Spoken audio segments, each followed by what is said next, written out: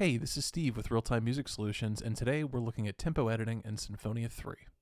If you've used Sinfonia 2 in the past, much of this will be familiar to you, with a few improvements. First, let's enter Edit mode. Next, let's click the Tempo tab. To give us a bit more space, let's close the rhythm window and fold in the keyboard. I'll also go ahead and make the timeline a bit bigger by clicking and dragging from the line here. And maybe I'll even zoom in a bit. Right now we're viewing tempo in points view, where the majority of creation and editing of tempo will occur. These buttons here are tempo events that can be placed into the timeline, and we cover that in a separate video I'll link in the description below. If we look at the tempo grid, and here in the inspector, we'll see that this song only contains one tempo event. I'll go ahead and click on it. And now we can see here in the location guide that it is a dotted quarter equals 132. Note that the line and dot are white. This means it's the default tempo recorded in the underlying music file.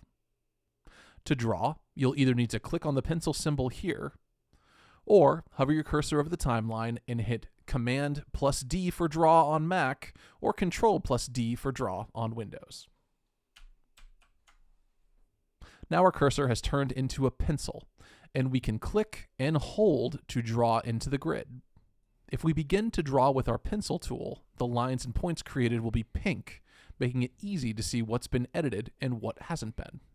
If I want to stop drawing and perhaps select one or multiple dots, I need to get rid of the pencil, which you can do by either clicking the pencil icon again, hitting Command or Control plus D, or simply escape. This drop box over here denotes what type of metric value you'll draw with. The setting will default to whatever the current tempo is as per the location of the playhead. That said, you can always change this value if you'd like, and draw with a different metric value if you so choose.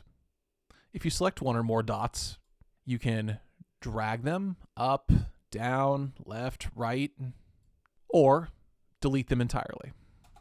You can also, of course, select a single dot and amend all of its information here.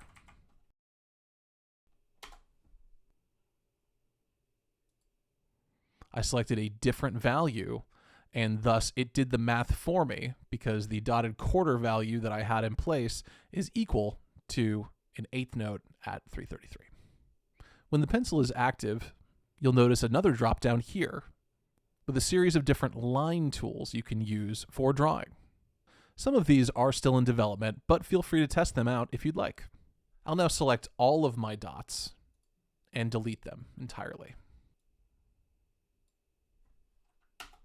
By deleting all of the dots, we've reset to the original underlying tempo. We also have a tempo slider here. If you like the tempo markings of a current song and just want to nudge the whole thing up or down a bit, this is a good way to do it. Let's move to a different song. Here in the song Poor Thing, I can see there are a number of tempo events. I'll go ahead and select them all and use the slider. See, it immediately turns pink because we are amending it, and all the dots move relative to the slider. And that about covers it for tempo editing in Sinfonia 3. Of course, with any edit in Sinfonia, it's always good to click File, Save, and move back to performance mode when you're satisfied. This has been Steve with Real-Time Music Solutions. Thanks for watching.